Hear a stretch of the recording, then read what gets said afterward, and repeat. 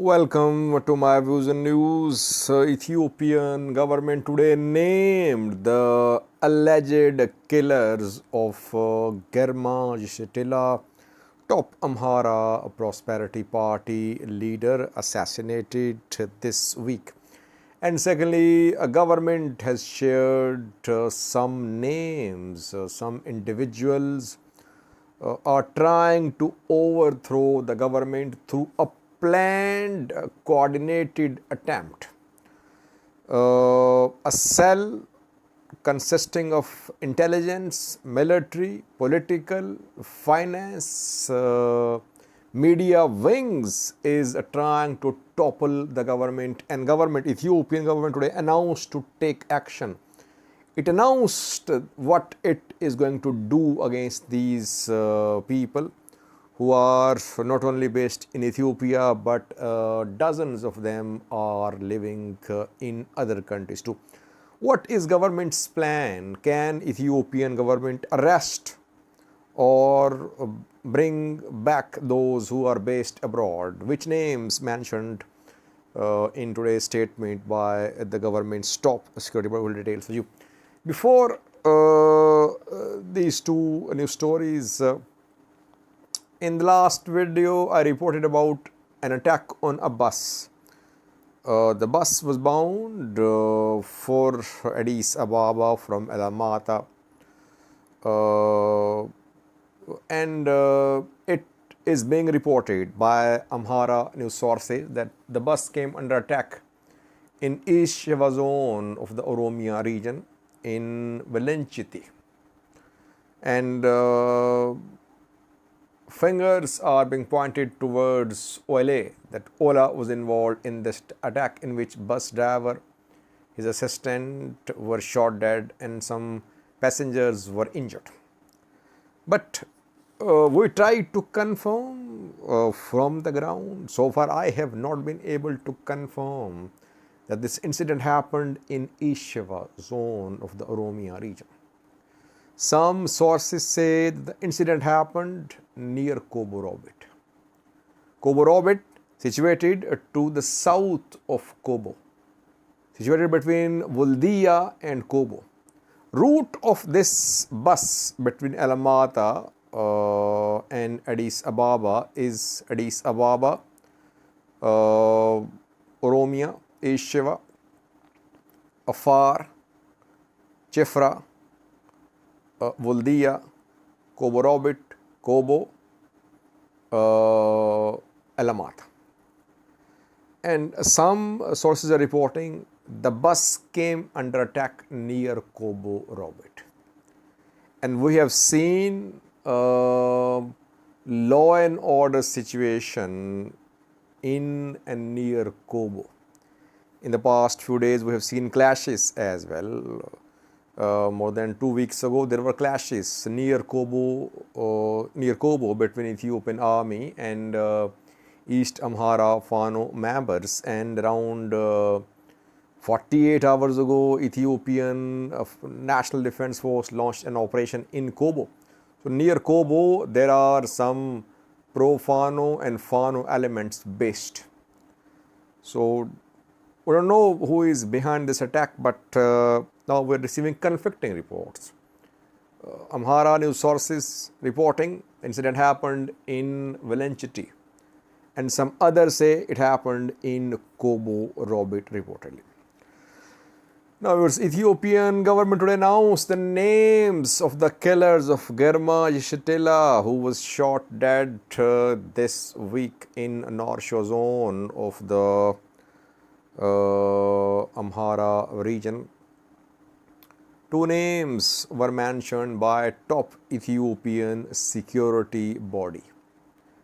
Joint Security Task Force it consists of top security bodies: Ethiopian National Defense Force, Ethiopian Intelligence Agency, Ethiopian Cyber Security Agency, Federal Police, Addis Ababa Police. All are members of this top security body, which issued a statement today. It named two people, two Fano commanders who are involved in the assassination of Girma Yeshitila. The two commanders, Fano fighters, are Yemere Vudajo, East Amhara Fano head, and Belate Gishao, North Shoa Fano commander. Now we know that the leaked audio call recording between Belate Gishao and Yemere Vudajo, published by Zihabisha, was actually leaked by the government. Government leaked this call through Zihabisha, pro-government news outlet. Zihabisha published that audio call. In that audio call recording, Belate Gishao was confirming to Yemere Vudajo that he and his associates had assassinated Girma Yeshitila in North Shore. So that leakage was deliberate to tell the people that Girma Yeshitila was assassinated by Fano fighters.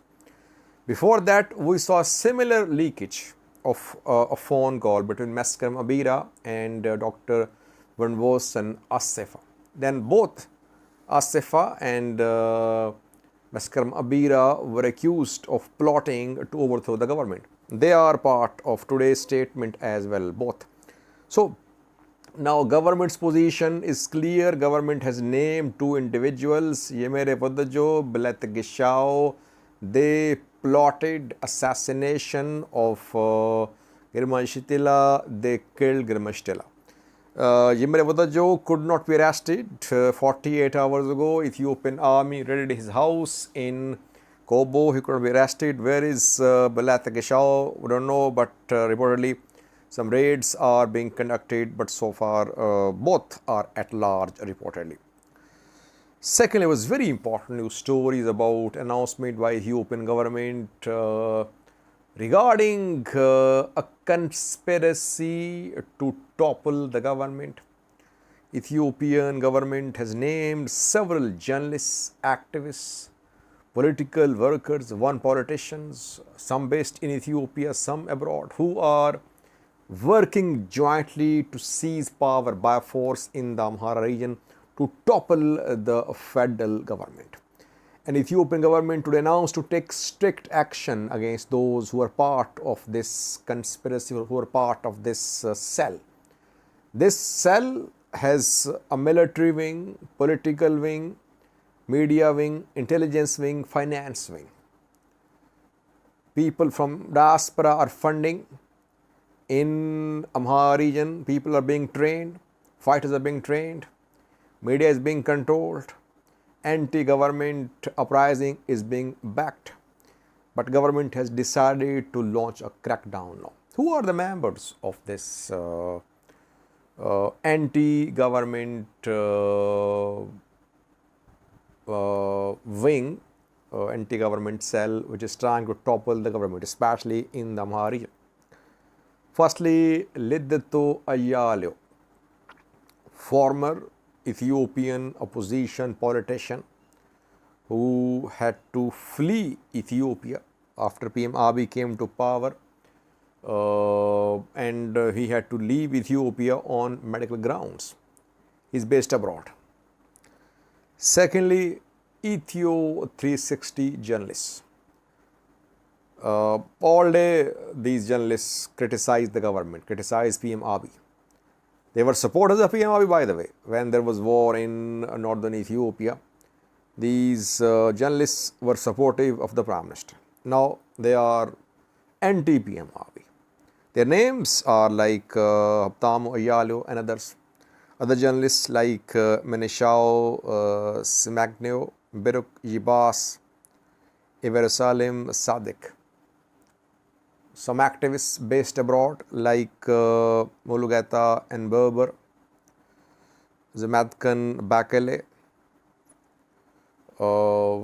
some journalists who have been arrested like Gobezesese, Mr. McConnell, who is in the US these days, I think, who abandoned journalism, who quit journalism a few months ago. He rejoined. And anchor media journalist and Maskara Mabira, Vanvosan Asefa. Vanvosan Asefa is leading this organization. Ermias Lagase, former Ethio 360 journalist, is not part of this organization. He was fired, or he parted his ways with Ethio 360 a few days ago. Now, Ethiopian government today announced to take action against these people. Those in Ethiopia are being arrested. Maskara Mabira, Asefa, Abezedu of Amhara Media Center, and several others, they are already in prison. Now, government today announced to approach Interpol to bring back those who are abroad, who are spreading hate, allegedly, who are trying to topple the government, sitting in other countries like in the US, UK, etc. Most of them are based in the US. Ethio 360 is based in the US. Interpol does not have jurisdiction in the US reportedly. It is not easy for Ethiopian government to bring back those individuals from the US. Extradition is going to be very difficult. If all these persons based in the US have US nationality, it will be difficult to bring them back to Ethiopia. Yes, Ethiopian government can start legal proceedings against them in the US. Cases can be filed. Who will win the cases? How long will cases be contested? That we'll see in coming days. So, our government is trying to build a narrative that an attempt is being made by some journalists, activists, politicians based abroad, some in Ethiopia, and they're trying to overthrow the government. So, people should stand with the government. Question is, who will the people support? People of the Amhara region. Will they be convinced by this claim made by the government today that all these people are trying to overthrow the government? Anti-government sentiment in the Amhara region is running high. Anti-PM Abiy sentiment as well, partly due to the campaign launched by these journalists, activists, political workers, diaspora community members. We cannot deny their role. But Ethiopian PM cannot crush this anti-government resistance through force, by use of force. PM Abiy will have to sit with the hardliners. He'll have to satisfy the hardliners to some extent. He'll have to engage with them. That is the solution. Use of force will lead to further more support for all these who have been charged with attempts to overthrow the government. But so far, PM Abiy's government is not showing any flexibility. It has disbanded Fano, it has disbanded Amhara Special Force, or it is launching a crackdown on dissidents. Dozens have been arrested, at least 8 or 9 journalists arrested this month alone. Last month, because right now it's 1st of May. So in April, almost 10 journalists arrested, and most of them are mentioned in this list, which contains names of those who are allegedly trying to overthrow the government. I think Teddy Esfao is also one of the journalists mentioned in this list. So, the government will have to show some restraint. Use of force, use of state action against journalists, activists,